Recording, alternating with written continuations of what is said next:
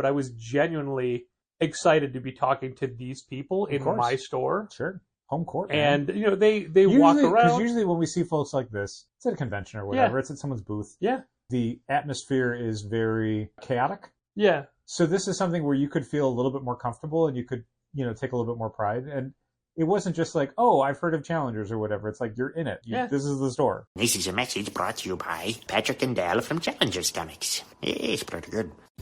In the Midwest, the best is there waiting. So come and join the conversation. High star approved, fan and artist and creator too. This is how the Challengers do. What?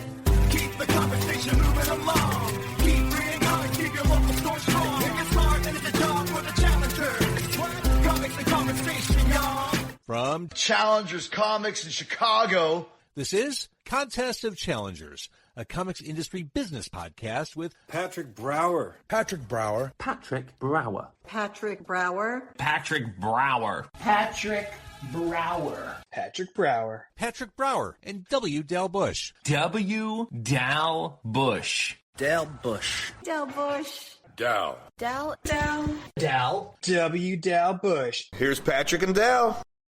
How can we start this if I don't have my pencil? Oh, no. Quick, turn it off. I have it. I have my pencil. Oh, okay. Lucky for the listeners. Although leaning in to get the pencil. This will be a longer than 5-second episode. Put me much closer to the microphone. No. When I lean down to. I hope people appreciated the ASMR searching for pencil noises. You look at your microphone, it's going straight out. Oh, all right. I don't think there is, ever since we got these mics, I don't know, 2 years ago, 2.5 years ago, whatever. Yeah. I don't think there's been a time where we were both the same level. Probably not. So I'm going to start this episode being a little bit petty. Being in retail, there are recurring events that are like pet peeves of mine. Sure. Also, I'm going to jump in here real quick and say, I don't know if people can hear it, but in case they can, I'm going to mention that fireworks are going off adjacent to the podcastatorium. Yeah, because it's July 1st, so of course it's time for fireworks. We say wait until July 1st. When we had the podcastatorium in Bucktown. We never had a podcastatorium in Bucktown.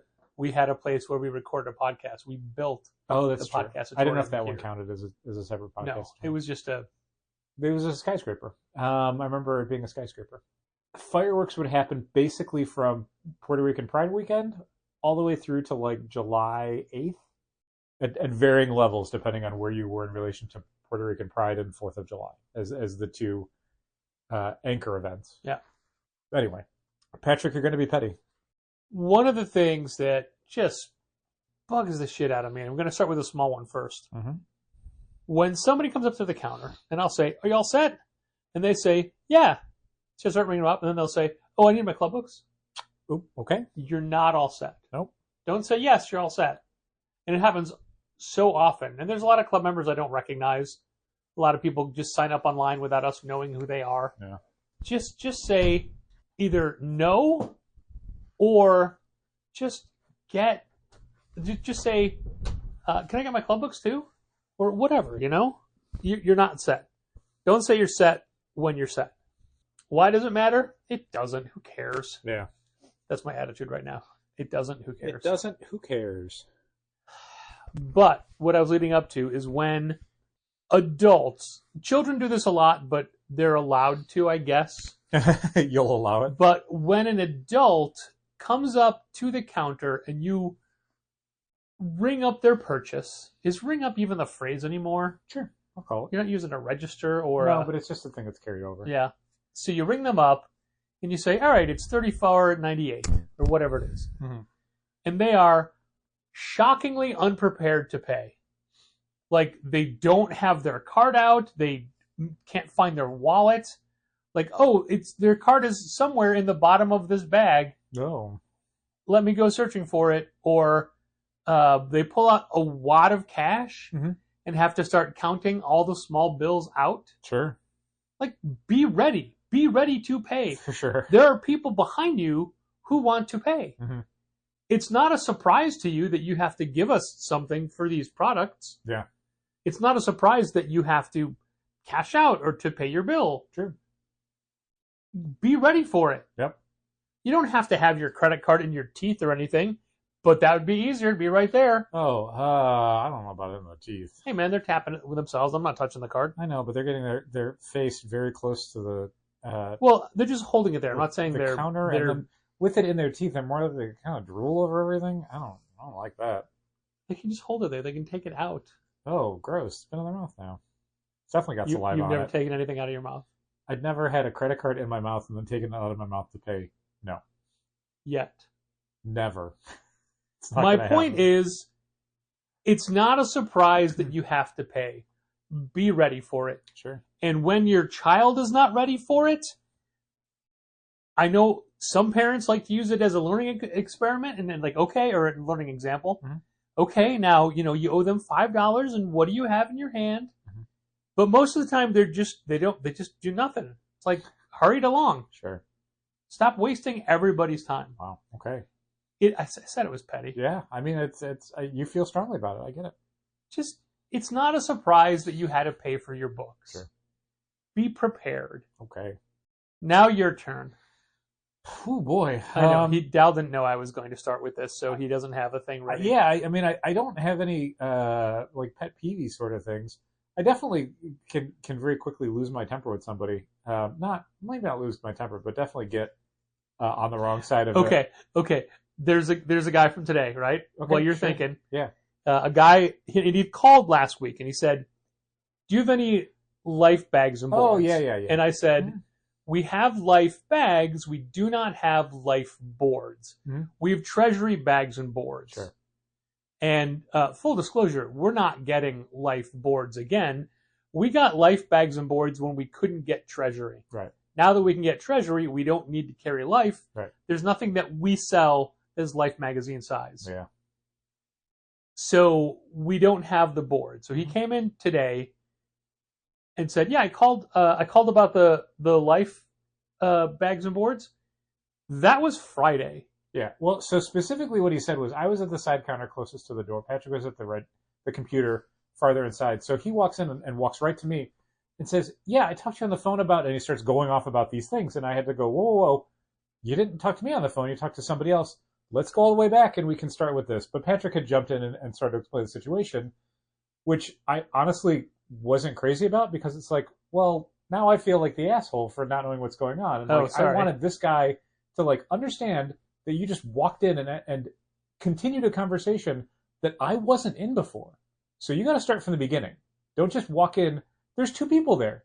You got a 50-50 chance of being wrong. Sure. That the person you're talking to is not the one you talked to on the phone. I mean, there's a greater chance of that. So, yeah. I just jumped in because I wanted to reiterate to him that the information I gave him had not changed. Sure. So then Friday. You had said what he was looking for, and he was saying what he was looking for. I'm like, okay, I'll walk you to the back. I apologize for making you feel superfluous. I appreciate that. I just, like you were saying before, it could have been a learning experience. Yeah, but instead you were just in a hurry. So it's like, let's just move it along. So I walked the guy to the back, and I showed him where the stuff was. And Patrick had a much funnier, worse version of the end of the story that I thought was, I was almost like, wow, okay. So the guy comes up to the register, and he's got a package of bags that has like a resealable package of bags. What kind of bags? I honestly don't know, but large bags, but it doesn't really matter for the point of the story. Okay. Because he's got those, he's got the sealed package of boards, the shrink wrap package of boards, and then he has a few like single bags and boards, like silver or golden or something. And so you had asked him if he wanted a bag, and he said he didn't really want one, and you're like, I don't know if this would fit any of the bags we have anyway. He's like, is there anything you do? And you're like, I'll see what I can do to make this easier for you to carry. And what Patrick did was the smart thing, which is, the bags are in a resealable bag, so I'm going to take the loose single bags and boards this guy's got, open this, put him inside. So now he only has the large package of bags and the large package of boards. He doesn't have a bunch of other stuff, which I thought was like, it's pretty clever and pretty nice. This guy was like, he scoffs. He actually scoffed at you, and he stopped himself from saying, I could have done that. He got 3 words in, and I was like, wow, what? In my head, I did not say that part out loud. I wanted to go, hey guy, that's kind of rude. But then he was saying, I thought you were going to get a box. Last time I was here, you gave me a box for everything. And Patrick's like, we don't have any boxes right now. And so he left kind of in a huff. And I was just literally from the second that guy walked in to literally the second he walked out, it was just like, man, you are kind of being an asshole. Like, this is multiple people and multiple interactions in the store where you are being kind of a lot to deal with. And not like in a you're having a meltdown kind of way, but in a let's understand that there's people here and we're having a conversation as people, and maybe we can treat each other with some genuine humanity instead of being kind of like brusque and demanding. That's not great. Yeah, he was getting treasury bags and boards, which 100 treasury boards and 100 treasury bags aren't going to fit into our thank you bags. Right. So yeah, I did put the loose bags and boards inside the other thing. And which, I thought was clever and like definitely solved the problem as much as it was going to get solved. And as far as I'm concerned, if you got a box last time, you need to carry that box with both hands. Also, not to keep going back to things you said earlier in the conversation, maybe lead with, do you have a box? Yeah. Don't treat it like a thing that we're just supposed to figure out. Again, sometimes we don't have boxes. We don't necessarily have a hallway full of boxes at all times. Yeah. Those frequently, especially on Wednesdays, get thrown away. Recycled, yeah. I mean, that's up to the city of Chicago. I don't really feel like the recycling bins are going anywhere. Those are going to landfills, Patrick. We put them in the recycling bins. I break them down and I put them in the recycling bin. Once they leave the building, I don't have any faith that they're going to a recycling facility. Agreed. But carrying a large package of boards and bags, you have to carry them the same way you carry a box. Yeah. Just hold them like that. And again, like, these are two... He's like, well, I have a far way to go. These are two larger items instead of what was two larger items and a stack of smaller items, which are more cumbersome to carry. Get everywhere. So, like, the two larger items, like, this wasn't 80 pounds worth of goods that he was going to have to transport. This was, like, maybe 5 pounds. It's fine. Oh, I thought you said you were going to see what you could do. Uh-huh. I did. You just saw me. I put the boards in there. I can't believe he was about to say, I could have done that myself. In, like, the snottiest tone of voice. Yeah, but you know what? He didn't think of it. No, he didn't. And God bless him for stopping himself, because if he would have finished that sentence, it would have been like, you can go now.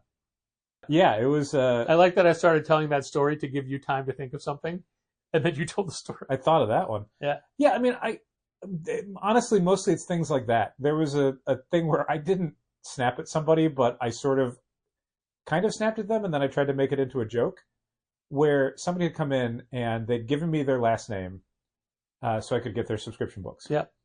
Were they all set? They were. So, you have to do the thing where, okay, where is this in the alphabet and which box is it in? Because we have a lot of boxes and things move around a lot. Yeah, here's the key to that. Depending on how big the week is, maybe you were on the top shelf all at the end. Now you could be on the bottom shelf in the middle. Right, which is where this happened. And I know this because as I'm looking for where the alphabet is, the guy goes, yeah, I was on the upper right. Like, he's directing me. And I immediately, because I have no filter on these things, especially on a Tuesday, I just go, yeah, man, I know how the alphabet works. And then and then he's like, oh, no, because last time I was in, I know they move around. I'm like, yeah, I got it. Don't worry about it. Here we go. Here's all the books. Look at this. Oh, this is a great series. Whatever. And was in the top right? No, of course not, because the books moved. He was on the bottom left. Like you said, he was in the upper right-hand top shelf, but now he's on the bottom shelf in the middle because stuff had moved around enough. Yeah. I've had people say, oh, I'm usually over there when I go to a different spot. I'm like, yeah, it moves every single week. Every single week you're in a different spot. You know why? Because everybody doesn't get the exact same number of books. There's dividers with people's names on it. It's just the alphabet. I know how to work the alphabet. It's one of my main job descriptions. Well, I'm glad you said you know how to work the alphabet. I do. Seems like that's not the case store-wide. Why is that, Patrick? Well, we're not getting into that. Okie dokie. I was just making that reference for your benefit. Okie dokie. You missed this today, and I hesitate to even bring it up. Uh-oh. I will not name the people involved. I say people involved. It was one person. Basically, I was ringing someone up. You were out at the moment. Mm-hmm. And another club member walked in and came up to the side counter. And the person I'm ringing up looked over and goes, whoa, you're like an alternate reality Dal. Oh, yeah. I can sort of see it. I know who you mean. Yeah, I can sort of see it. And the other person's like, oh, this is my work outfit? Yeah, the barber. Oh yeah, it looks great. Where do you work? And like, so Sure. I don't think customer 2 took offense to it. No. But if it's one thing I've learned in life is that You look like whatever. mostly people don't like being compared to other people. It's true. And I mean, I wouldn't, if this customer had been offended by it, like being compared to me, I wouldn't in turn take offense to that. I get it. It's fine.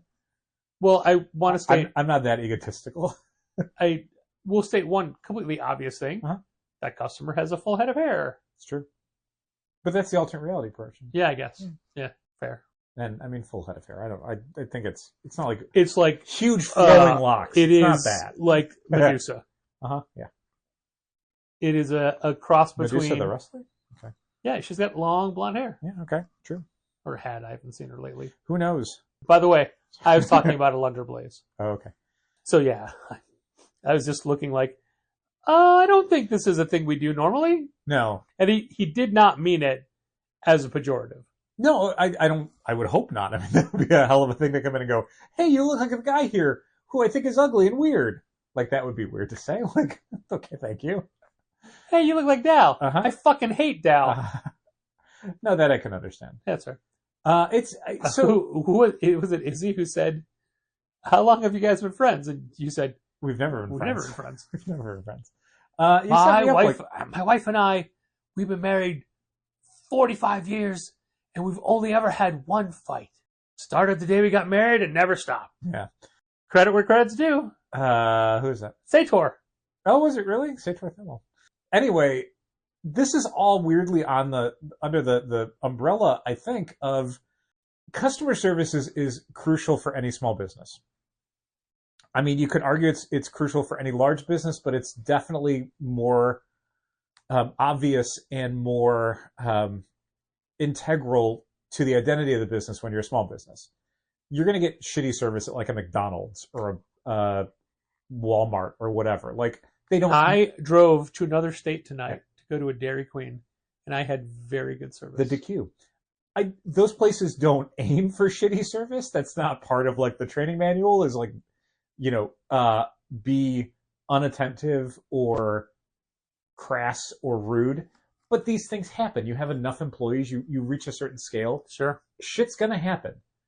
In a small business, there's less excuse for that. It's usually a couple, an owner or two, a handful of employees. So keeping the customer service solid and positive, hopefully, at least not negative, is the thing that keeps the store open. Because without that, people are just going to shop online. They'll go to another store. Sure. They'll just stop buying your goods altogether.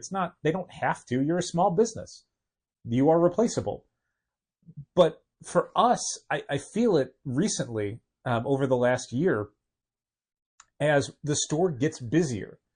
We are more busy on every hour of every day. It's not, today was what I'd consider like a slow Wednesday. Last Wednesday was significantly busier. We had more people in. We had more products sold. This is what I would call a slow Wednesday. Yeah, I went in today thinking, oh, it's a holiday week. It's a smaller week. It's going to be slow. But the number we did, like just a couple years ago, would be like, oh my God, we did this on a Wednesday? And I was going to say, so I'm looking at, I just now checked the number of buyers for the day. I was just filling time while you were scrolling. That number, the number of buyers would have been stratospheric 2 or 3 years ago. Yeah.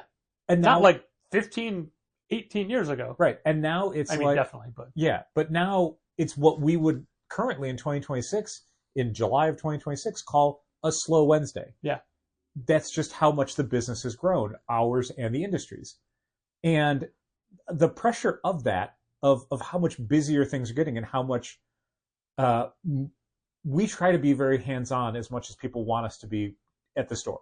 If you have questions, if you've got stuff you want to talk about, if you want to add stuff to your subscription list, if you want to find out when a book is coming out, we are going to help you with that. That's what we're there for. You might be asked to wait a second while we're checking out a customer. Sure. But so we're juggling all those things, and we have to do that in as pleasant a way as possible. Like, no one wants to feel like they're a burden. No customer wants to feel like, I shouldn't have asked that question because they were busy doing something else. Like they want a good experience. You want to give that to them, but it's getting harder and harder. And that's the thing that maybe 10 years ago we would have been like, well, that's just standard like comic shop burnout. How many retailers in their 50s and 60s can you think of that were just pricks, that just like let you know when you came into their store that you were not welcome there?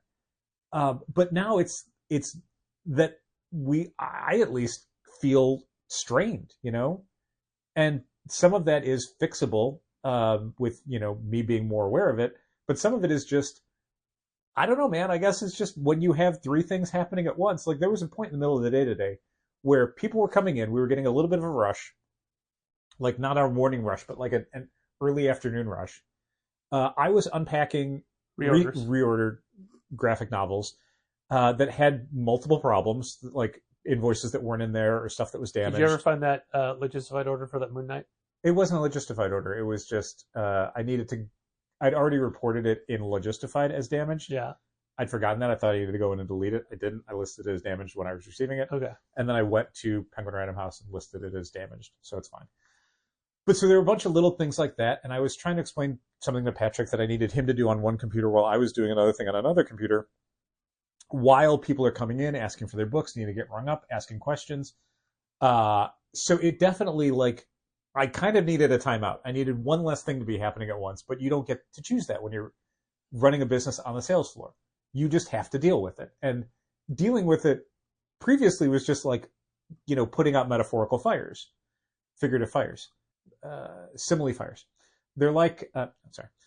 But part of it is also just adjusting your mindset of like, get through this. Like, don't be weird about this. Don't lose your temper. Don't snap at people. Don't, you know, do the things that you kind of emotionally need to do to let off some steam. You can't do that. You literally cannot do that on the sales floor.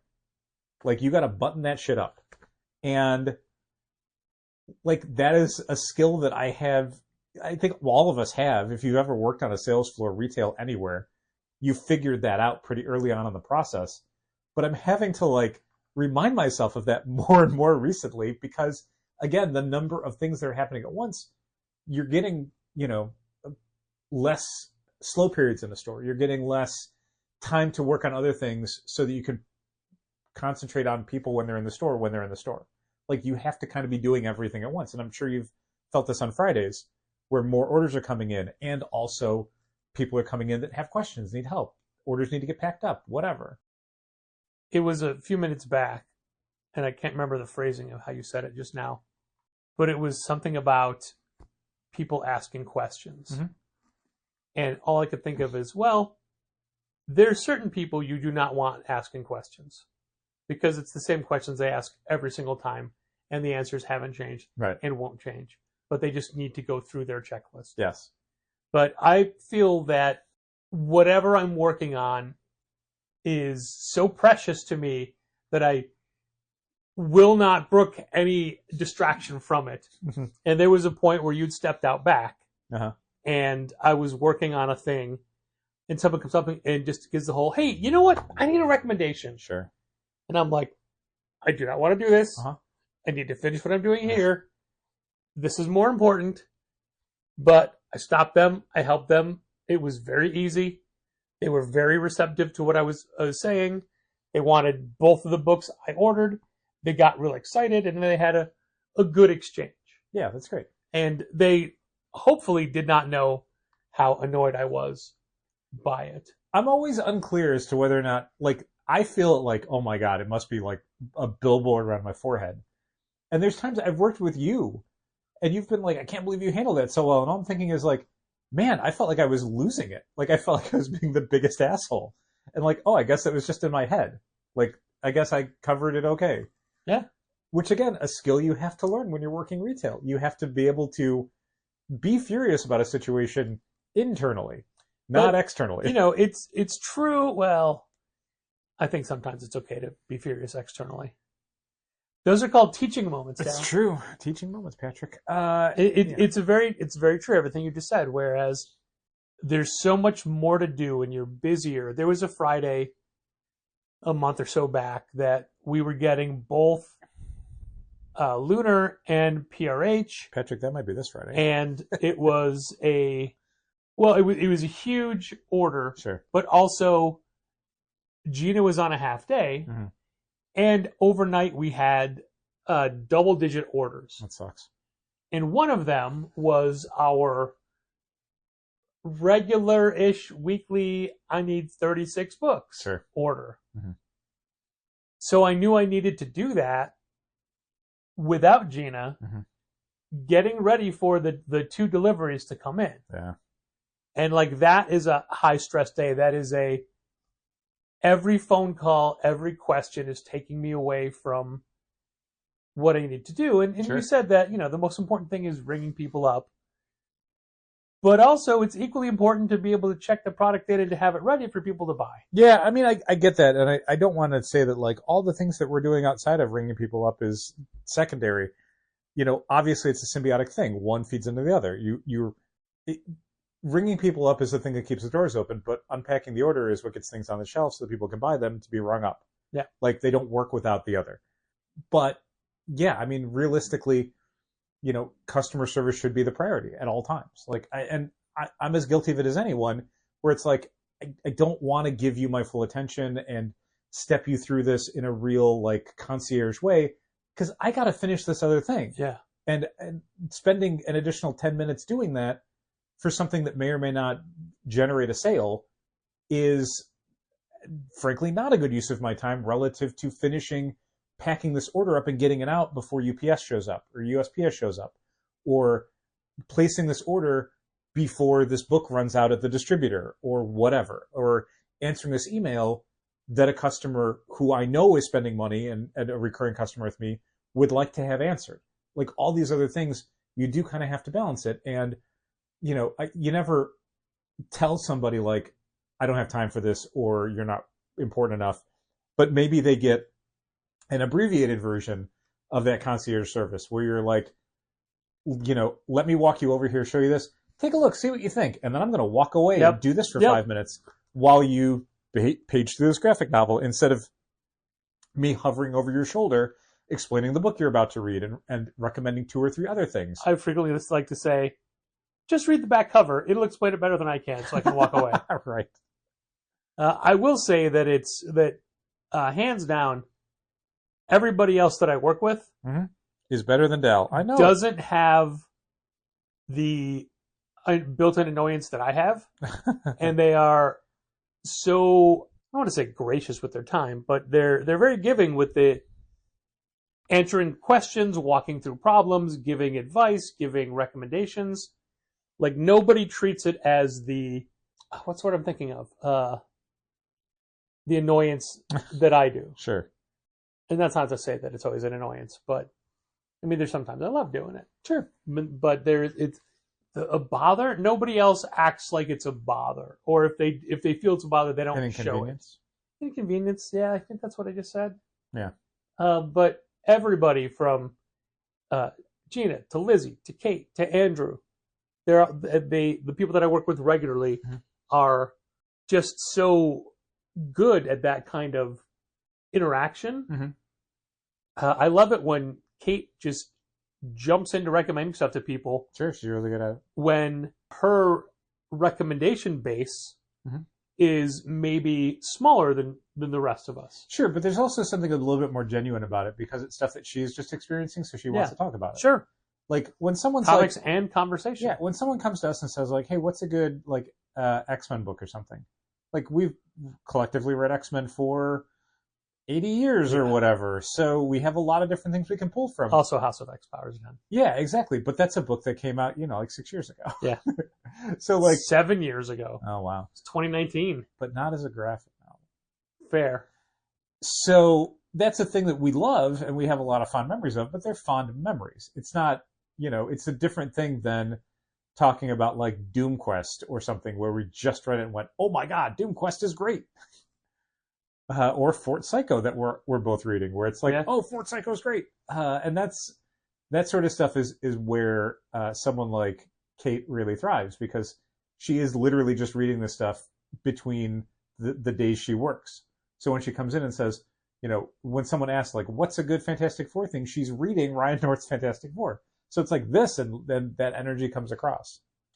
I am a little disappointed that I'm a third way through Fort Psycho. Yeah. Months before it comes out. Again, I have the option of reading 2 through 4, and I'm like, no, I'd rather read it when it's coming out. I have to do it now. It's so good. That's great. Also, it gave me some ideas. Some fun ideas.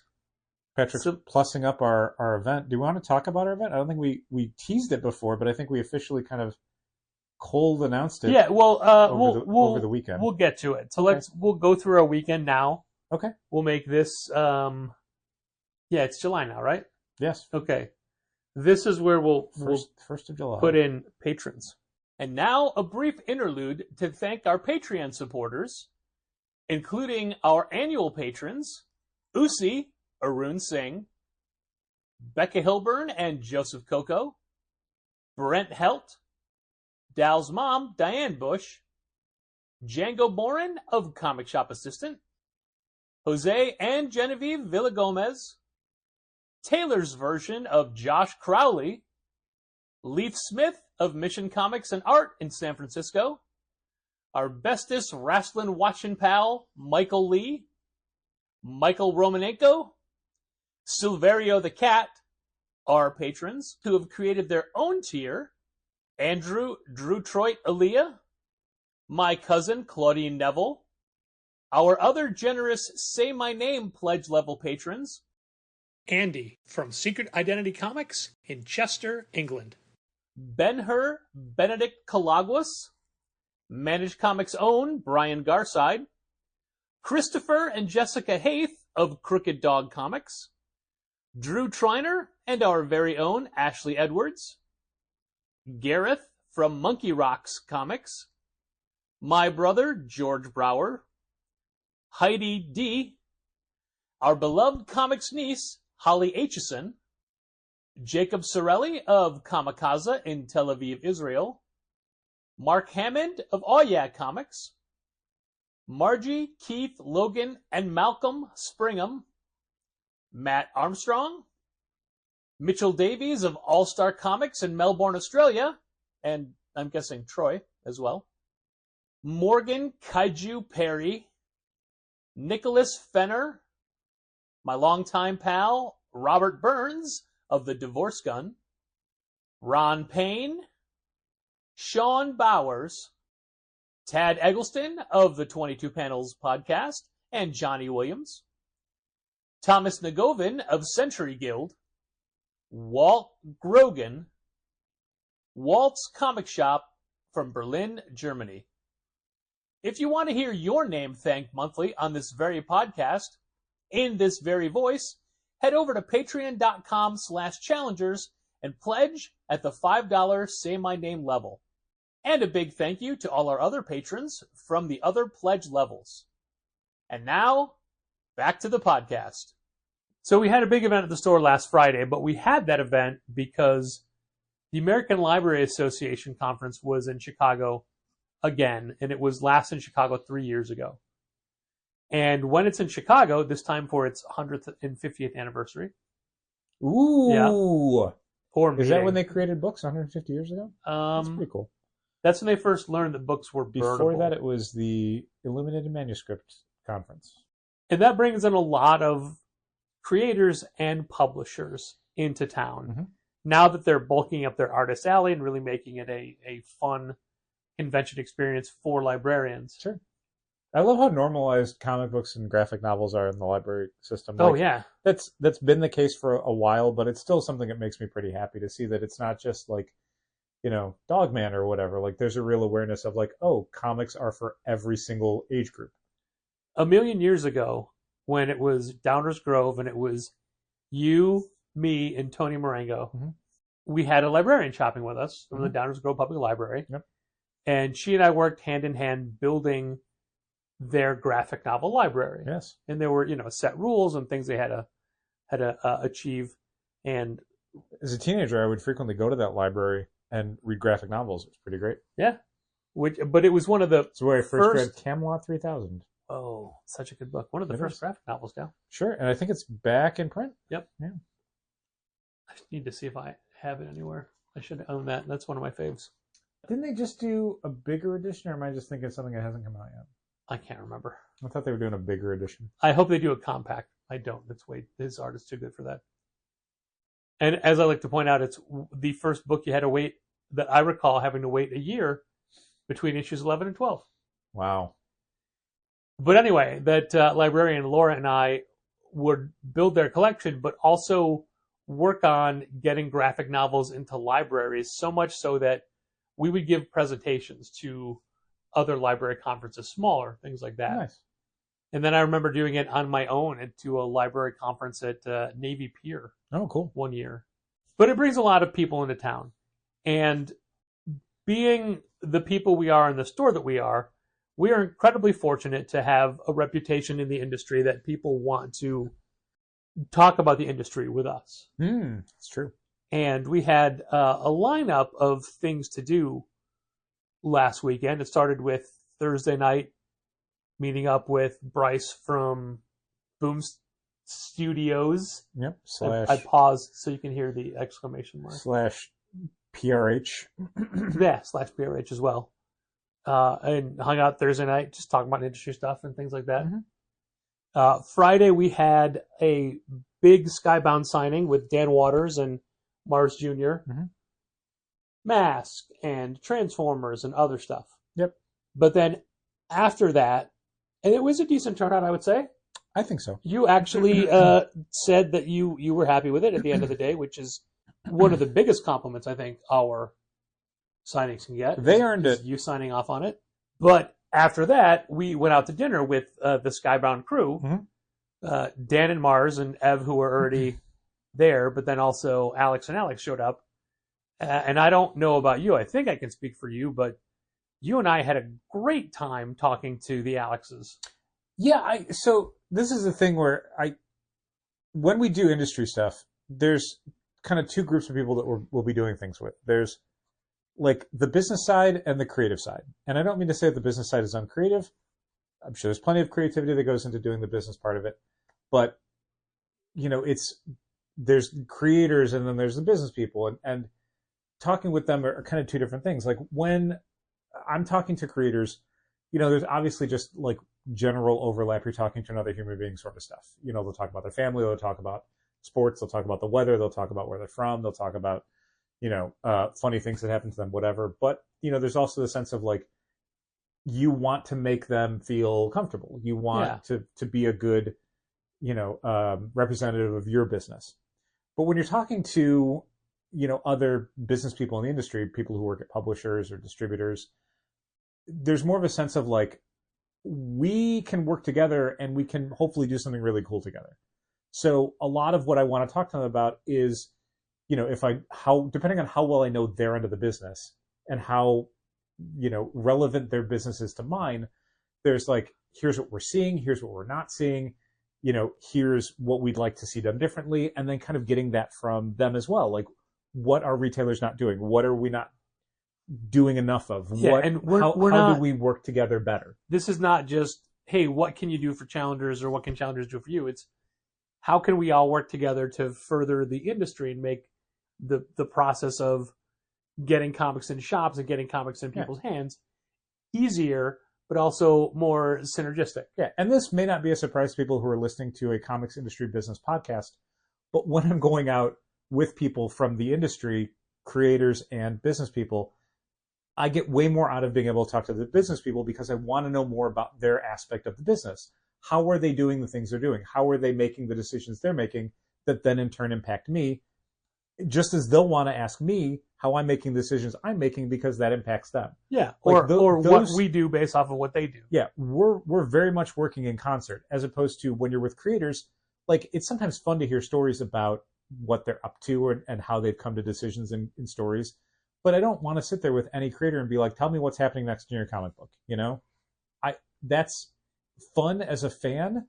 But when I'm, going out to dinner with people in the industry, it's a work dinner, man. Like, I'm not trying to make anybody, literally or figuratively sing for their supper, but like, I want to get something useful out of it that I can take back to my business with me. Whether that's giving somebody information and saying, hey, what if you tried this? Or this is a thing you tried that wasn't working. Or it can just be like getting a better understanding of how they do their job. So when I'm doing mine, I can keep in mind like, oh, they had said this. And like, oh, this is a thing I should probably be ordering more of because they were saying it was doing well over here. Or whatever. We do this. We run this aspect of our business because of this thing you do. And if you were to change it to this is how we would react to that. Yeah. So I definitely gravitate towards like business people at these sort of meetings. And again, I just had meetings. It was dinner. We went to dinner afterwards. Yeah, but I mean, dinner's a meeting. I guess. But like the point of dinner was a meeting.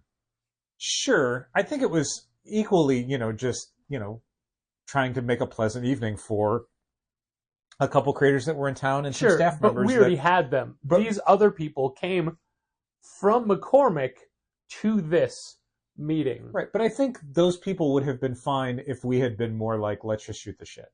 Because they worked all day, we worked all day. I think it would have been... I'm going to disagree because okay.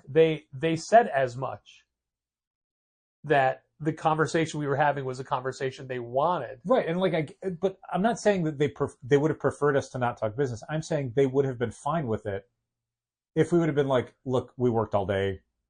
The creators signed. It's been a long day for everyone. Y'all have been at McCormick Place for hours dealing with a lot of different people. Like, if we had just said only an hour and a half for them, it's fine.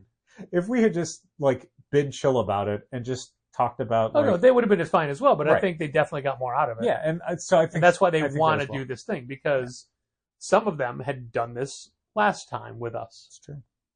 One of them had done two. I don't know. Two of them. I remember. So the one thing I remember is talking to the editor for G.I. Joe. Alex. No, it was somebody else. When we were leaving, and I'd asked because they'd announced this time or last time. Last time was 3 years ago. Yeah. Okay. Because can my memory not go back that far?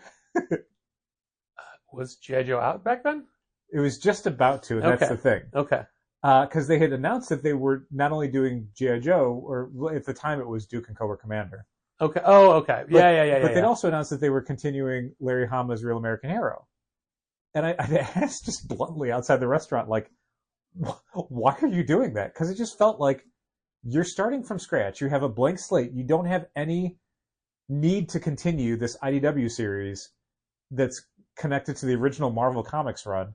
You could just do your own thing. No one's expecting you to do anything else. And and the editor at the time was like, because it does this number of readers, why would we not continue it? And it was just like, oh, okay. That was an interesting way of looking at it, where it's like, why not continue it? And because we have to publish one book with Snake Eyes. I don't know if Snake Eyes is even in the other one. There's, I think, a few Snake Eyes. So yeah, I mean, it's fun sometimes to be able to just bluntly ask those questions where it's not on the record. There's no email chain. There's no one looking over anyone's shoulder. You can just outright say hey, look, this is a tactless way of asking this question, but I can just do it because we're just two people and in a room together. It's fine. Yeah, and I'm happy to say that they will tell us things that we're not supposed to know, and they know we're not going to repeat them. Yeah, I was surprised that Robert Kirkman had killed and ate that many people. You hear about one or two, but when you hear that number, it's like, Jesus. No, but if you had heard my pancake story, you'd understand. That is a few busloads. That's, wow. I don't want to say it's a problem, but it definitely is something that speaks to some other issues. Don't you think that that's where he drew the inspiration for The Walking Dead from? Specifically, the busloads. Oh, I should have asked that one. Is Yeah, that you where The should Walking have. Dead came from? Is cannibalism? I meant storylines. Oh. Or, storylines. Ah. But anyway, so we did that on that Friday night. It was pretty fun. I got to clear my throat for a second. Hold on. I fear I'm getting back into that cough I had from C2E2. Oh. It's starting to come back. Your psychological condition? Yes, Your that's exactly what it psychosomatic was. cough? Yep. Just don't mention the war. Yeah. Tuesday during the day, and I'm whoa, what? What the? Who's even talking? Oh my God. Anyway, if you let me continue. Friday during the day, Mm-hmm. as I was trying to say, Dal, Sorry. you weren't there for this. No. But because it was ALA weekend, a group of DC executives were visiting stores. Sure. And like every nerd in the industry, they just go Oh, yeah. around to comic shops Yeah. when they're in town. I Sure. get it. We Same. all do it. We all do Yeah. it. love to do it. Gina was up front unpacking PRH. I was in Sidekicks unpacking Lunar. Basically DC books, which is pretty great to show them. Sure. Look, here's all your stuff. Here's I'm how doing it this. works. But a group of 4 DC execs came in, and one person I knew, 3A did not. But there was a senior vice president and general manager was there. Ooh. That's a higher up. That is an important business card. A media and operations executive was there. Ooh. The director of book market sales. And also Batman.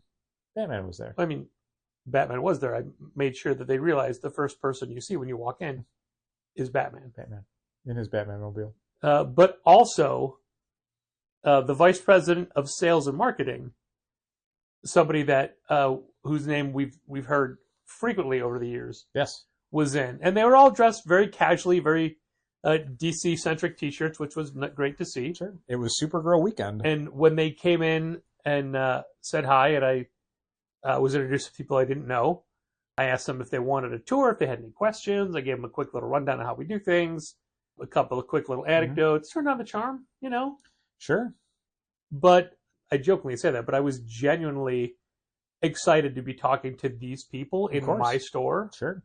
Home court. Man. And, they walk around. Because usually when we see folks like this, it's at a convention or whatever. Yeah. It's at someone's booth. Yeah. The atmosphere is very chaotic. Yeah. So this is something where you could feel a little bit more comfortable and you could, take a little bit more pride. And it wasn't just like, oh, I've heard of Challengers or whatever. It's like you're in it. Like this is the store. And I think it's important for them to, they always hear people say, this is how we do things or whatever. Mm-hmm. But they're in it. They get to see their product merchandise in our stores. I'm sure. And that was one of the things that one of the Skybound people had said was that a lot of retailers talk a big game, but they know they can't back it up. They know. Sure. They see things. This is something I think I've mentioned on other podcast episodes in conjunction with getting visits from people at different publishers. If you are a publisher and you ever want to stop by the store and just ask us whatever questions you want, see how whatever's done, open invitation. Yeah, not only that, but if you want to, after that, go somewhere and just talk about the industry over some cocktails, absolutely. I mean, it depends if I got plans in. I don't know. But, if I'm on the shift, if I'm at the store, come on by. Otherwise, I'll do it. I'll cancel my plans. There you go. I mean, the Sox are doing really well this season. If I got a game that night, Patrick, they need me there. When I'm there, they win. They win So other times. They're at 2 wins? They win other times, but if I go, they definitely win. You're at two games for the season. Yes. Right? And they are 2-0 on those games. Look, it's not even All-Star break. There's plenty of time. There's plenty of games to go, It's a long way to October. You'll get plenty more. 162 games. They play a lot of baseball games. But to have these DC execs praising the store, heaping compliments, which I am not prepared to receive. Is it because I wasn't there? I don't think so. I mean, you would have downplayed it more than I did. No, I just mean like that I am a negative to the store's atmosphere. Once Dell's not here, the store seems a lot better. I don't know why. Oh, I mean, they came in chaos with piles of boxes everywhere. Sure. Books, like just piles and piles of books. They've been to stores. Right. But I mean, that's not the overall impression. But I'm trying to think. I don't want to cut you off, but I'm trying to think of a day that someone could come in where they wouldn't see like essentially boxes on the counter, things getting done, things being unpacked, and Saturday maybe. So I absolutely hate the way our back counter looks. Sure.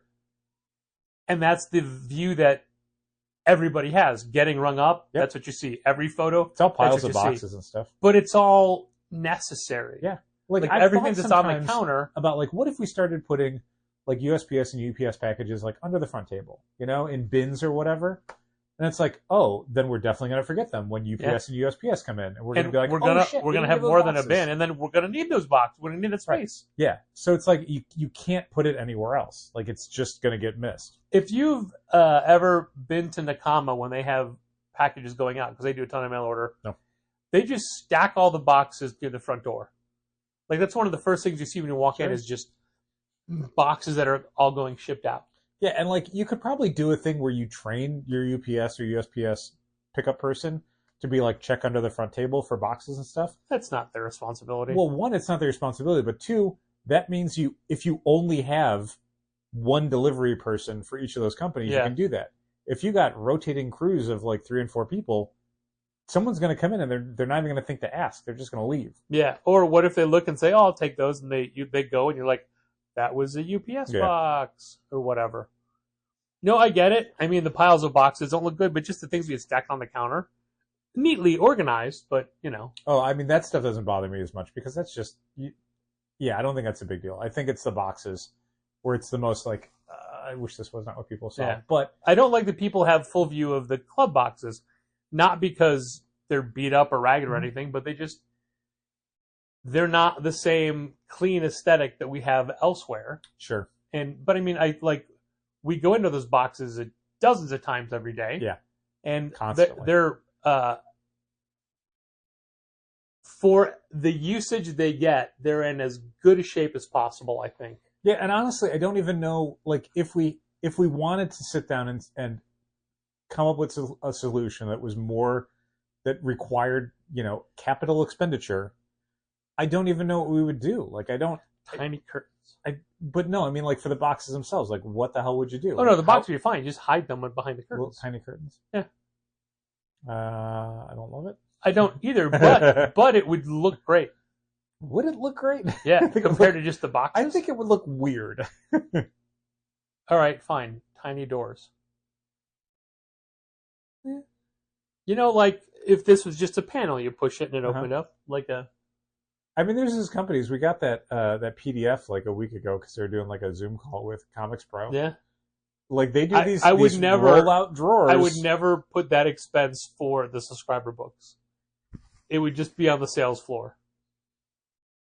I don't know. Like, I don't want to have to pull out this many books to get one person's stuff. Yeah. So yeah, even then, it wouldn't necessarily be like a great solution. It might look a little better, but I feel like it's a lateral move. Like, I don't think it would look so much better. Even looking at, we're getting way off topic here, but even looking at, I like this topic.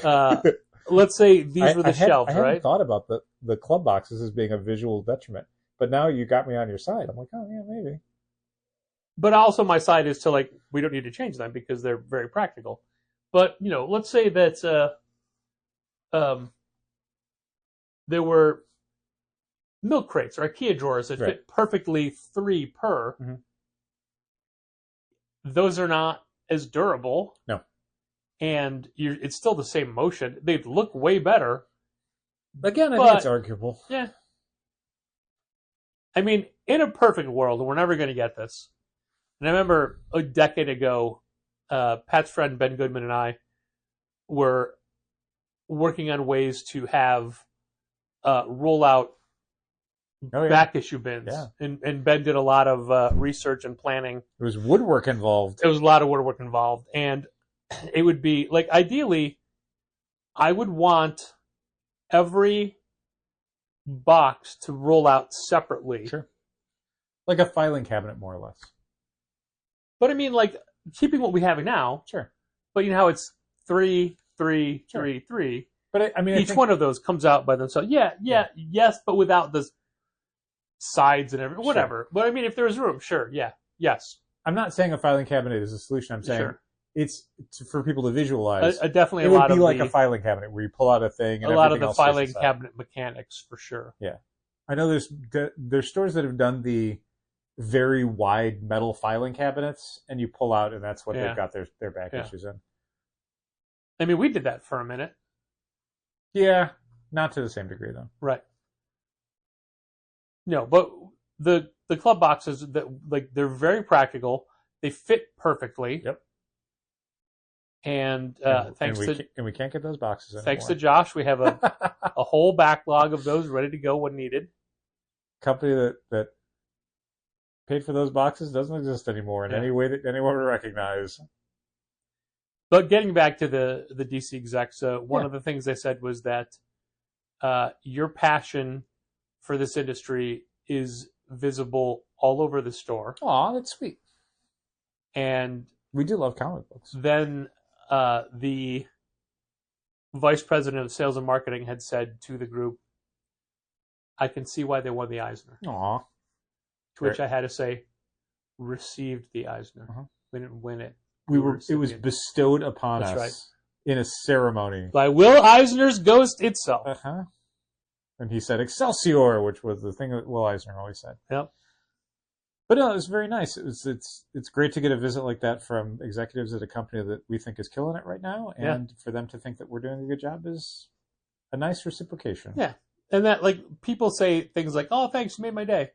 That literally made my day. It did. Yeah. I was very excited for that. You had texted that to me well in advance of me coming over for the event that Friday night because you were bursting at the seams to Kinda talk was. about it. Yeah. And I was glad to hear it. I thought it was very cool. And then the only conceited thing that I did was, because I was very, like, humble and earnest for the whole thing. Of course. But then the one, conceited thing was, they're like, all right, we're going to go. We're taking this opportunity to visit as many stores as possible.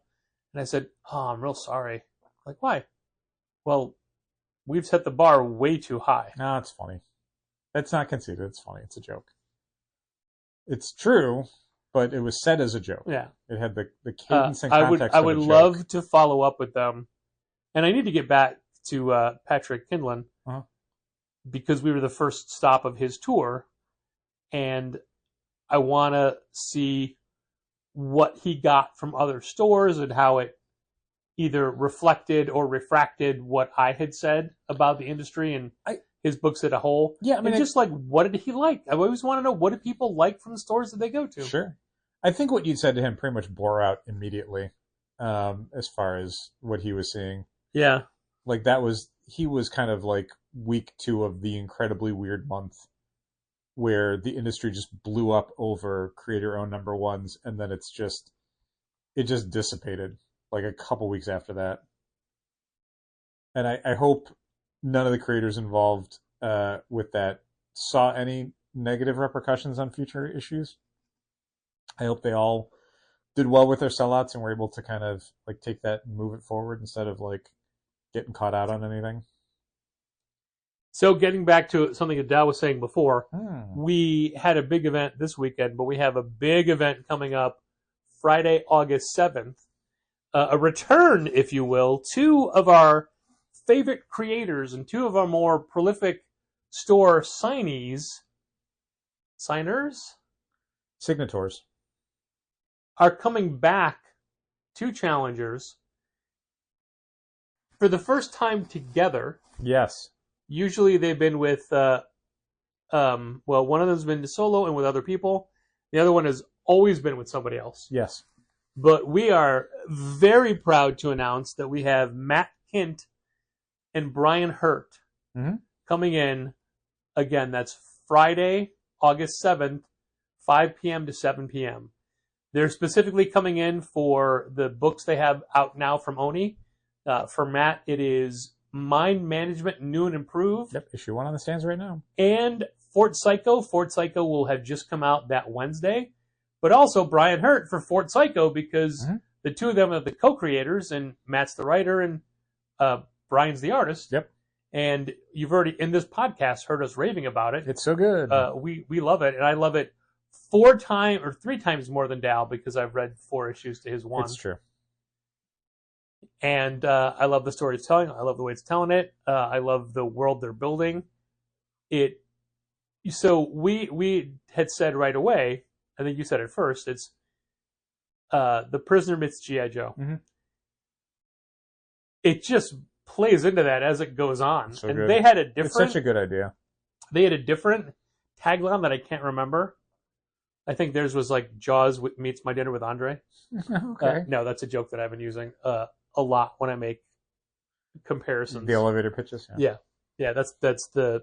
I try to be as ridiculous as possible with things that don't go together. But, they've... Matt's been here a couple times in the past. Mind Management. He was here one time by himself. He was here with Ninjasaur guy, Jason Wood? No. And Chris Schweizer. That was the day Chris Schweizer painted on the wall, right? Oh, Do you remember when No. Matt almost started a carpet on fire? I do, yes. Yeah. That was my management, I Yep. thought. That was part of that. But Brian Hurtt's been with us for multiple 6-gun signings and one damned signing. Yep. And it was looking back at the 6-gun signings where, like, for the first one, I made the 6 guns. You did, that's right. And then Cullen Bunn should have those. I gave this to him. I don't know if he still has them, but Mhm. that's where they went. And then over the signings, we made the 6 swords. Sam made the 6 vials of poison Mhm. and the 6 letters. Mhm. And we had we had whiskey tasting. We had a shooting gallery. We had tattoos. We had illegal tattooing Mhm. because we did not have a permit. Nope. Excuse me. So I was looking for a way to... Isn't that the best kind of tattoo to get? An illegal one? Ooh, an illicit one. So I was looking. I believe was the phrase you used? Zhuzhing it up. Is that what you said earlier? I don't know, maybe. I wanted to do something a little fun, like that. Nothing, because the context of those things were like 6-gun parties or art gallery shows. Yep. This is different. This is not a party. This is a signing. This is serious business, Yeah. goddammit. But there'll be hopefully Get to work. hopefully some fun stuff. But yeah, very excited. We have a signing this Friday. The Sun Brothers, but it'll be over by the time you hear this. Yep, it was July 3rd. I hope everyone enjoyed it. And then we have a more of a hangout the last Saturday in July. I think you talked about this last time. Yeah, okay. This is more of a hangout than a signing, and I think he's giving away a lot of his books. And then the day after Matt Kent and Brian Hurtt, we have Marcelo Biat for Infracity, Mhm. his love letter to Tokusatsu. His tokusatsu themed stuff. So if you're a fan of Super Sentai or Kamen Rider or Ultraman, definitely this Or the book new you one. Check out. Well, there's a bunch of other. Oh, Patrick's gotten into it. Nope. So that's going to be the Saturday after the KINDT and BRIAN signing. It's called a Mega Horn. So that is You can watch a trailer on the right horizon, now but on YouTube. we're very excited It's replacing to have Space, Matt and Brian Space back, Sheriff Gavin, especially since they are now which itself was replacing Super studio Sentai. mates. They have their own studio. It used to be called Studio Heck. It stood for Hurt, Anger, and Kint. Cute. But Anger is now in Chicago, Oh, up in Andersonville. Studio. I don't know what it's called now, but I mean, these guys work in the same studio, and there was a great interview with Matt Kent about Fort Psycho, and you know, he's like, we're trying to tell one, excuse me, concise 12-issue story, and while the story maybe could go on, I don't want Brian stuck just drawing my words. Sure. I want to see him do other people's stuff. I'm a fan of Brian Hurtt. Mm-hmm. I want to see stuff of his that I don't know that it's coming. So I don't want to be like, hey, man, commit to me for the next 5 years. Yeah. It's the Fiona Staples thing on Saga, where it's like, Yeah. eventually it's like, this is someone who can also create their own material, that doesn't just want to wait for scripts Yes, to like show up. Archie. Yeah. All those Archie books are going to be coming out soon from Oni. I don't know what we're going to order on those. I wonder what the pre-order numbers are going to be like. We'll find out. They got a lot of different things coming out. Like, you've got the main Archie book, which Yeah. is like, they changed writers, which I don't think is going to necessarily play in their favor, but they still got Fabio Moon drawing it, which is pretty cool. Stuart Emanen doing the covers. Yeah. The Sabrina book, Cano and Cornbecco, and but then they've got the one that's the weirdest is it Archie in Hell, Archie in Hell. which is Patrick Horvath and Tyler Tyler Crook. Crook. Yeah. Which I'm like, that sounds pretty great. I think that's going to be the bestseller of them. But I was never into any of the like Afterlife with Archie, Sabrina the Teenage Witch, whatever. Yeah, this but stuff. those sold for us. They did, but I never had any interest in them. But this is like, I like both those creators a lot. Yeah. Like, I could check this out. So I'm curious what they're going to do, because even when, like, the last time Archie did their big launch of like their core titles, when it was Chip Zdarsky on Jughead and Mark Waid. Waid and Fiona Staples on Archie, like, Adam Hughes doing Betty and Veronica, like those kicked off at really good numbers, and then within about 7-8 months, people were like, "Oh, I don't care about these characters." So I don't know if this is going to have a different outcome. I hope it does. But I mean, frankly, for the thing that there hasn't been like continuing Archie series in like a normal Archie mode that have existed for years now. I think if they can even manage, 6 to 10 copies a month, that's still way better than we were seeing on any of the other Archie stuff. Sure. I'd like to see the numbers higher than that, but I don't know if it's reasonable.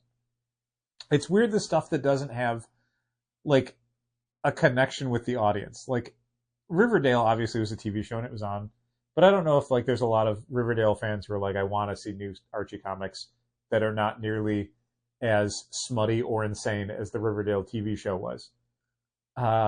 But it made me think of having a conversation with someone today in the store who had come back. They'd come in, they got their stuff, they left, they came back specifically because they decided to get a Raphael Albuquerque Rogues Gallery print. They were having that conversation in the store, mm-hmm. and their partner was like, no. But specifically, Raphael Albuquerque was the pick because that was one of the few artists that we had prints of for the Rogues Gallery that they knew from anything. And I get that. Like, there's people where it's like, yeah, Rebecca Isaacs hasn't done a lot recently, or yeah, she's got something new coming out. Tyler Crook does stuff that's maybe not as huge and popular as we would like some of the stuff to be.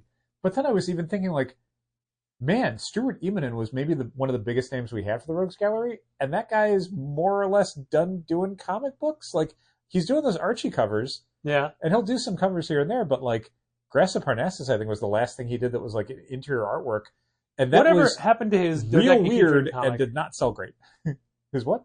His Dodecahedron comic? I don't know if I know that one. Well, we never saw it. Oh, okay, yeah. But it was like the comic that was Many-Sided Die. Oh, yeah, I don't know that I saw that one. I mean, we talked about it on the podcast. Okay, I mean, a million years ago. Yeah, and I have no memory of that. But apparently it came out. We just never had access to it. But yeah, Who do you think is? Do you think Eduardo Risso is a bigger name or not? I mean, he had a book that just came out this week, so maybe. True. But I think about it less in the sense of like big names and more like relevant names. Yeah. Because there's people who, we had a bunch of people. I said, honestly, the biggest name probably would be Tradd Moore. Because he had a bunch of recent miniseries. He's got people who are really fans of his artwork. I don't know that the Luther Strode print is his style anymore. Yeah. But it's still a thing where, like, I feel like you could mention Tradd Moore, and more people would probably know him if you've been reading comics over the last 5 years than Stuart Emanin. So are we talking about Risso. people whose prints we have, or just people we had art shows for? Because I would put Jenny above Tradd Moore in today's mindset. Oh, for sure. I mean, I would say I think it was just prints that we have. Okay. Because there's I mean, Jenny by a mile. Yeah, if we had done 1,000 of those Jenny print, we'd probably still be selling it. Yeah. Or it'd be sold out of it. No, we'd probably still be selling it.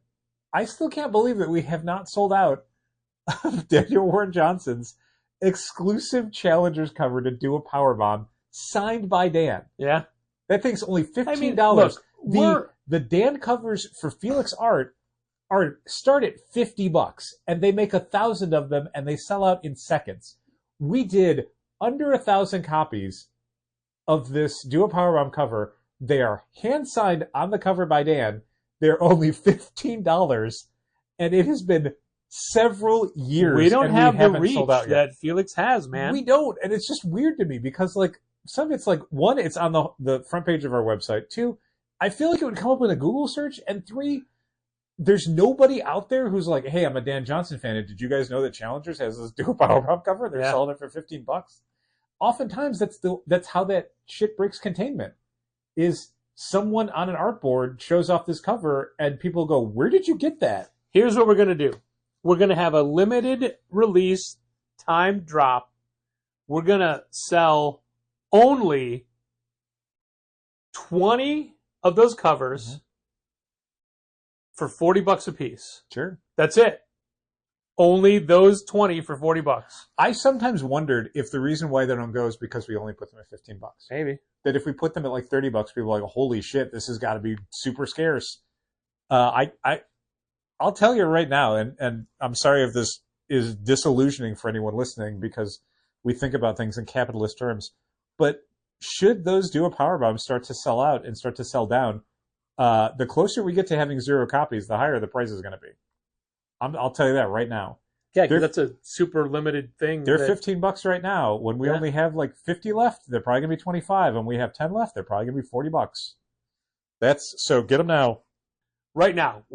Everyone stop what you're doing and go get them. Thanks for listening. Keep reading comics. This has been Contest of Challengers. Thanks for listening. Keep reading comics. Challengers is located at 1845 Northwestern Avenue in the Bucktown neighborhood of Chicago. 773-278-0155. Keep up to date with new releases and events at challengerscomics.com and help fund this podcast at patreon.com/challengers.